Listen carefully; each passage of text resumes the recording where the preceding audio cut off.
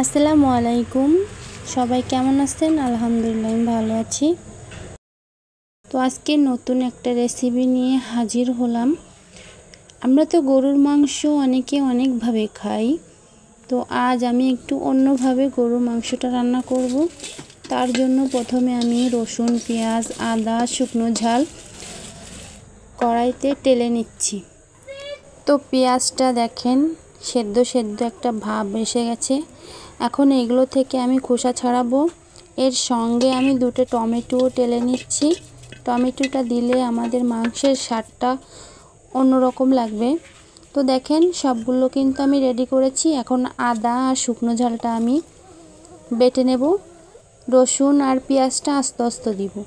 তো আদা বাটাটা আমি দিয়ে দিলাম, ঝালের গুঁড়োটাও আমি দিয়ে দিলাম। এবার টমেটোটাও ব্লেন্ডার করে নিয়েছি, সেটাও দিয়ে দিলাম। লবণ, হলুদ, জিরে গুঁড়ো সব কিছু একটা পরিমাণ মতো দিয়ে আমি সুন্দর করে গরুর মাংসটাকে মাখিয়ে নিচ্ছি।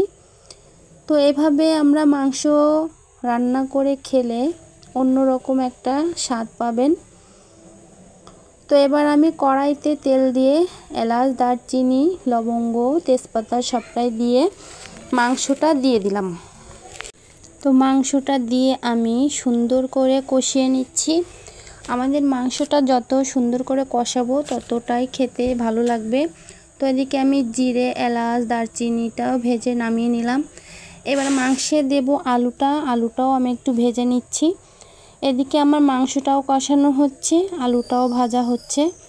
তো আমার কিন্তু মাংসটা প্রায় কষানো হয়ে গেছে।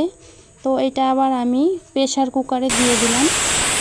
দিয়ে জাল দিয়ে আমি 3টে বাঁশি দিয়ে নামিয়ে নেব। তো বাঁশি দিয়ে আমি নামিয়ে নিলাম। এবার কড়াইতে মাংসটা ঢেলে আমি আর একটু জাল করব।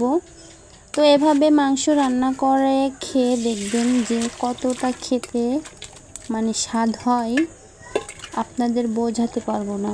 তো এখানে আমি সেই মশলাটা ভেজে রেখেছিলাম, সেটি গুঁড়োটা আমি এখন দিয়ে দিচ্ছি। এটা দিলে কিন্তু আমার মাংসের খুব সুন্দর একটা ঘ্রাণ হবে, খেতেও ভালো লাগবে। তো এটা দিয়ে জাল করে কিন্তু আমি এবার মাংসটা নামিয়ে নেব। তো আমার এই যে মাংসটা কিন্তু হয়ে গেছে, আমি নামিয়ে নিয়েছি। খুব সুন্দর লাগছে দেখতে। তো ভিডিওটা কেমন লাগলো কমেন্টে জানাবেন। সবাই ভালো থাকবেন। আল্লাহ হাফেজ।